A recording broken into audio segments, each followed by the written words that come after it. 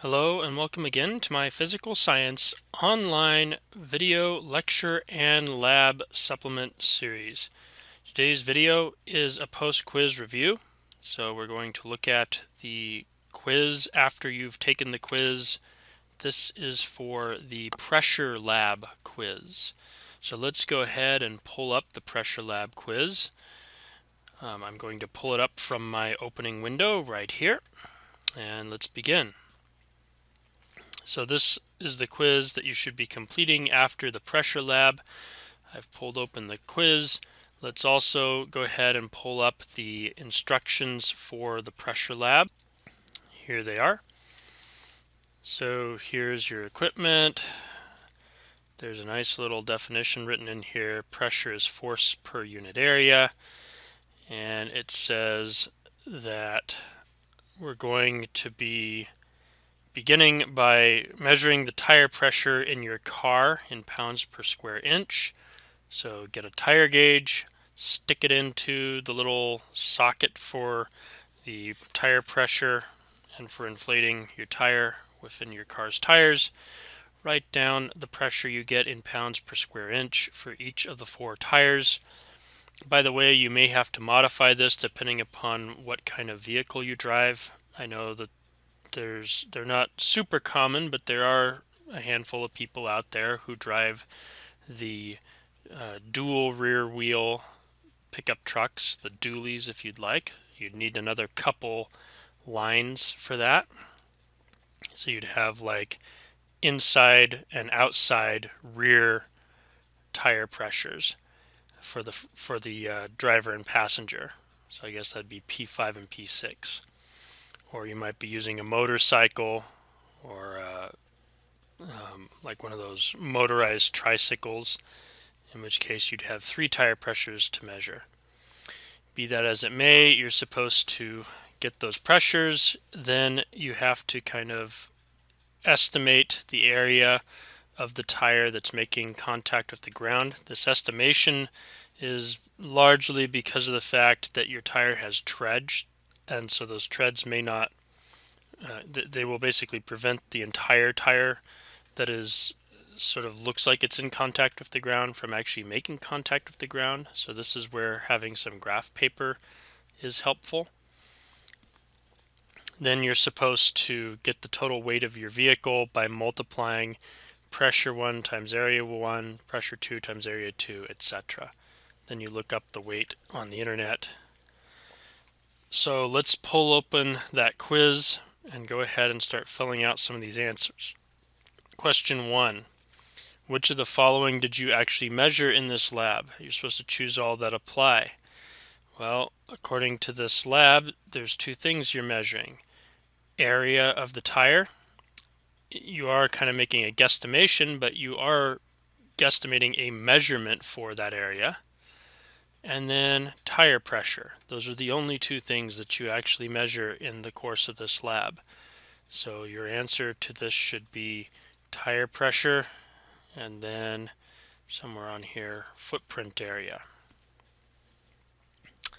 Next thing it asks is, what did you weigh in this lab? Well, you're using these 2 measurements to weigh your vehicle. So you'd say my automobile.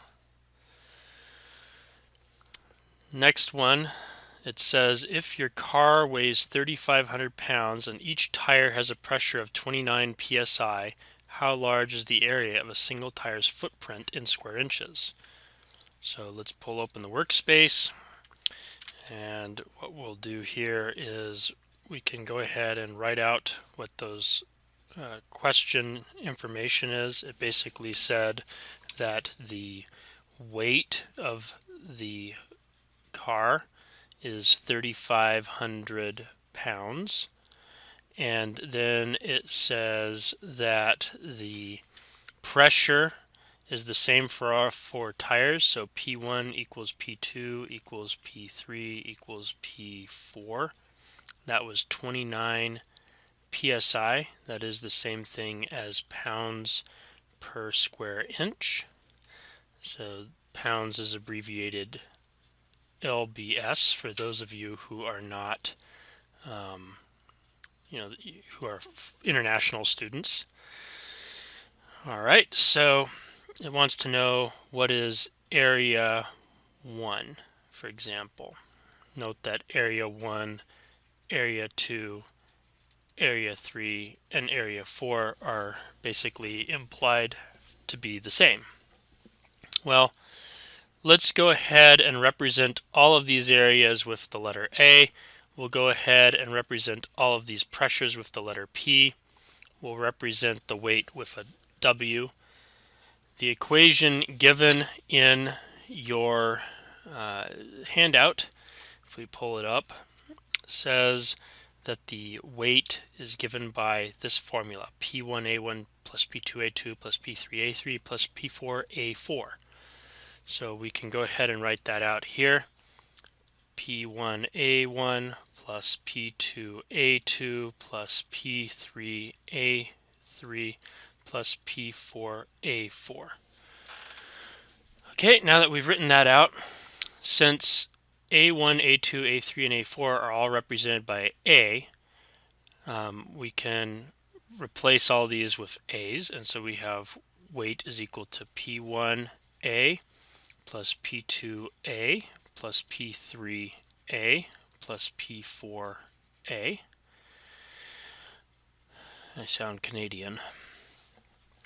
Okay, the pressure is basically equal for all of these, so we can now replace all those pressures with P's. So we have PA plus PA plus PA plus PA, and so that would be 4PA. Alright, so solve for A. A is equal to W over 4P, and we have P, we have W, so this is 3,500 pounds divided by 4 times 29 pounds per square inch. So yeah, might want your calculator for this part. 3,500 divided by 4 times 29. 30.17. So let's call that 30.2. And the unit there is square inches because that's what's left over when we cancel the other units.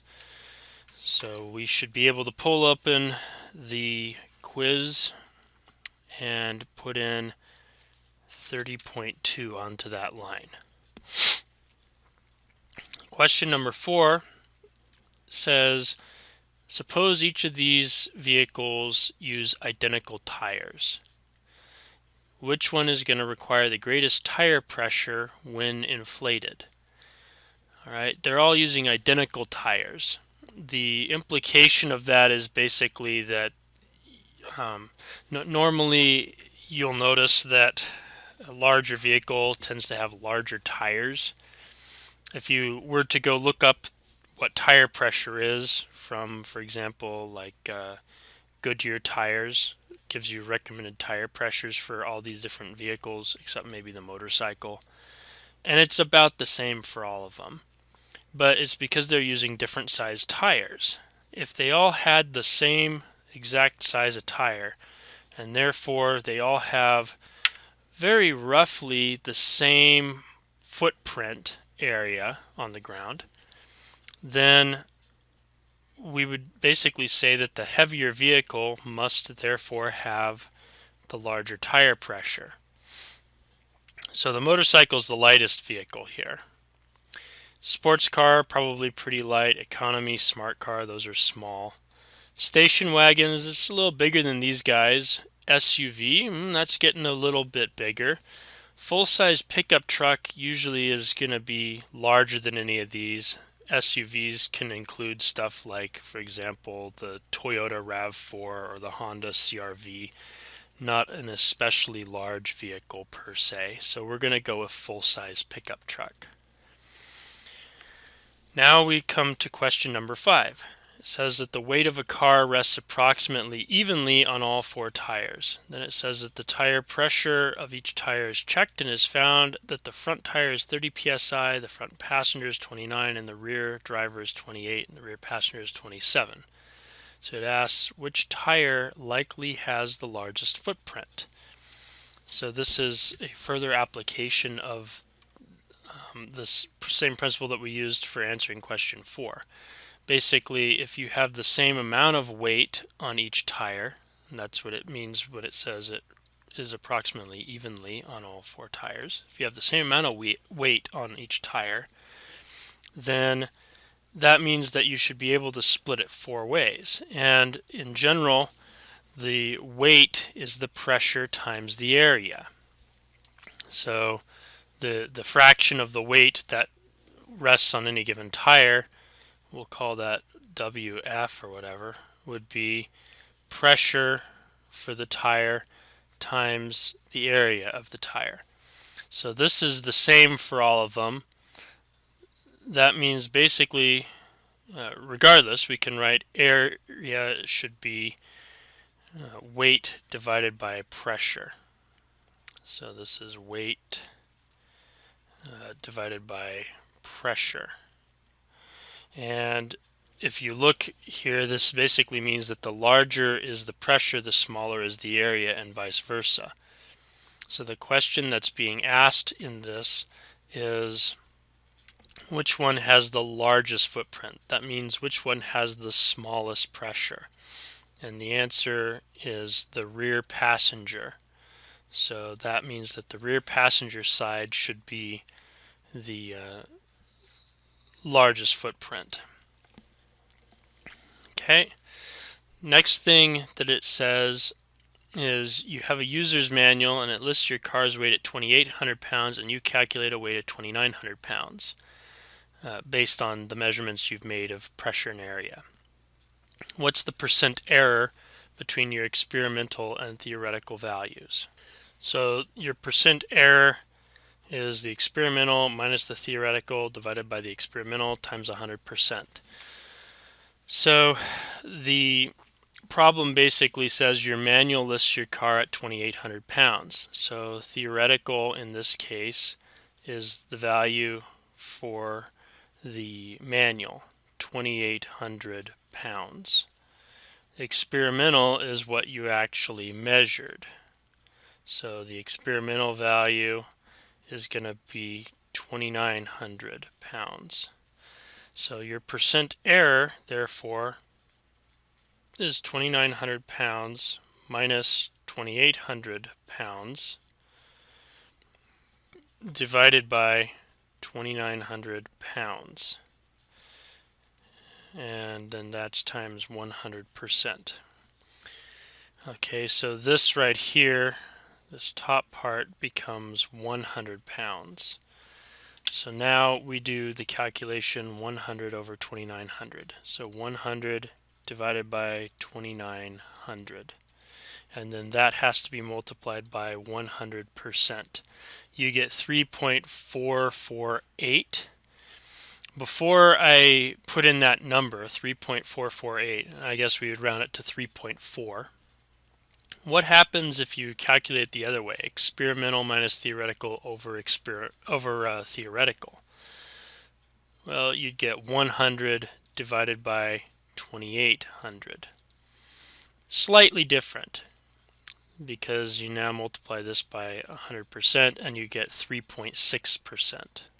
So about a 0.2% difference between the two values. I'm doing this again because I am using the experimental as our basis, and most people will say they'd rather the theoretical here. I prefer to compare the theory to the experiment than the other way around, because the experiment is what we actually measured. The theory is basically a number that somebody has told you.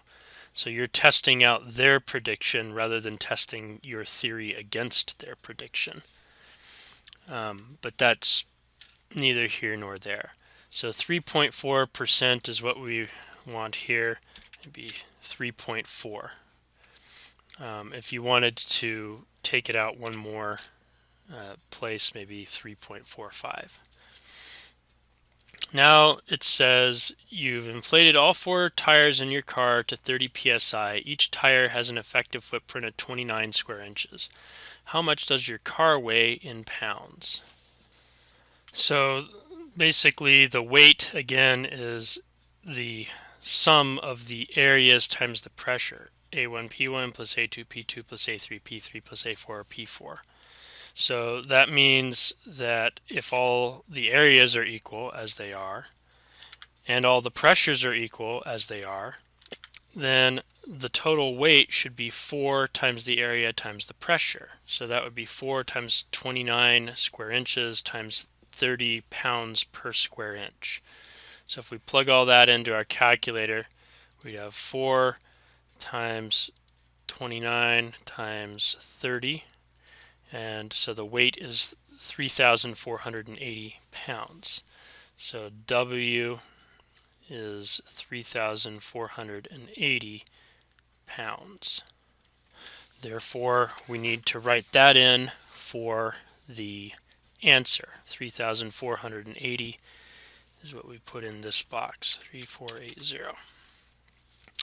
Next question says basically the same piece of information, but then it gives you your user manual, and it says 3,421 pounds, and asks what is the percent error for this experiment.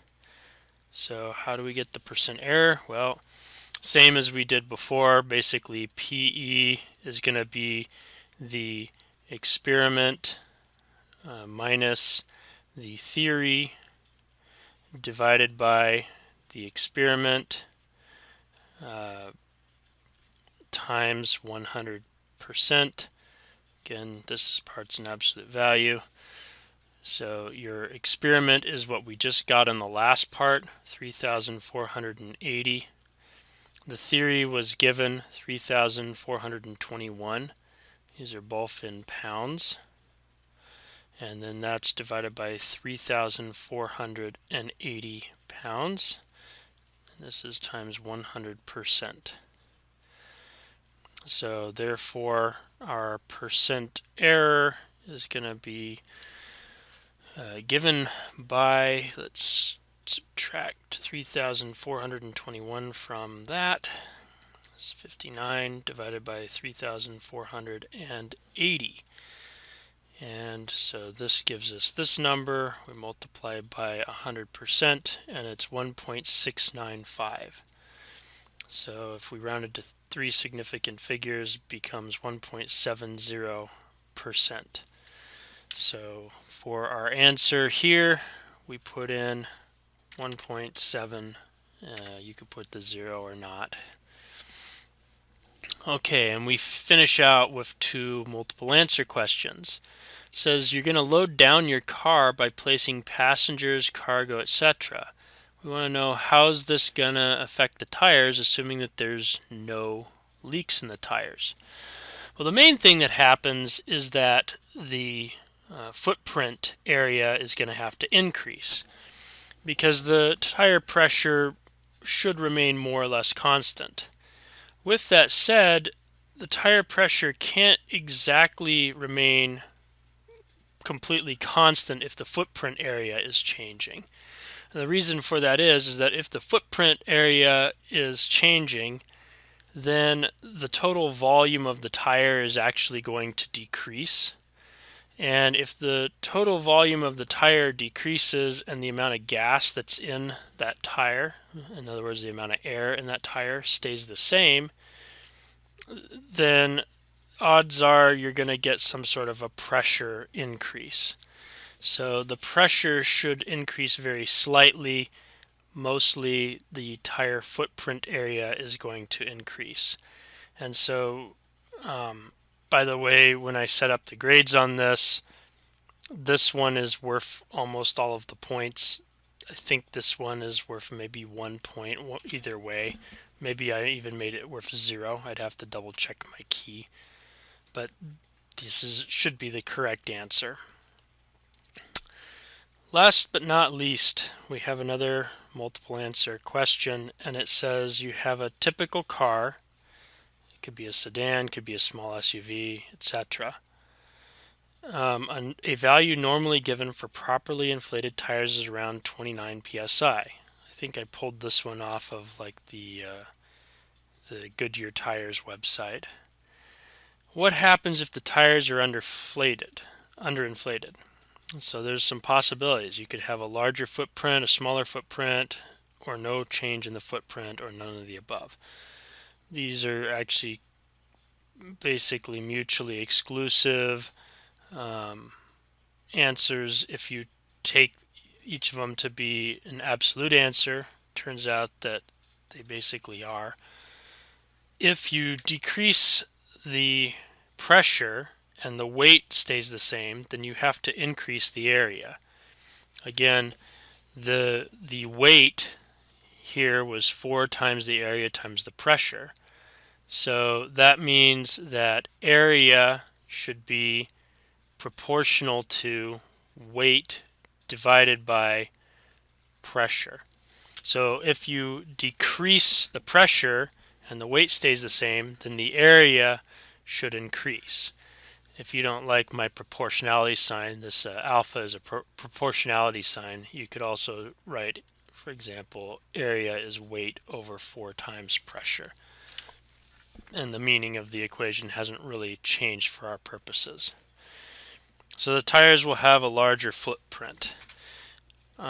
This one should have been basically a gimme, because anybody who has observed a car with a flat tire will notice that a flat tire basically means that the tire looks like it's making more contact with the ground. If I was to try and draw a flat tire, and my apologies for the fact that I'm not the best artist in the world, a flat tire might look something like this versus a normal tire, which is more like this.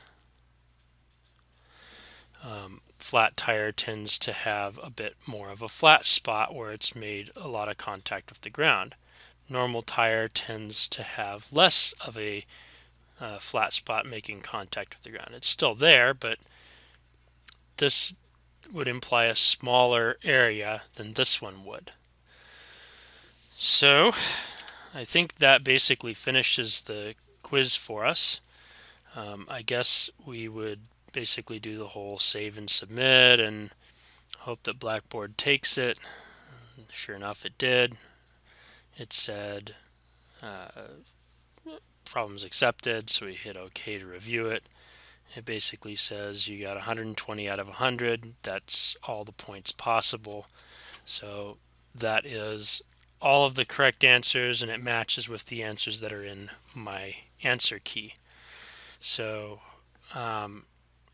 I hope that you found this video helpful, especially if you didn't do as well on the quiz as you would have liked. Although I noticed that on this quiz, usually people do better on this one than on some of my other quizzes. So I hope that you have fallen into that category as well. In the meantime, hope you found this helpful one way or the other, and thanks for watching.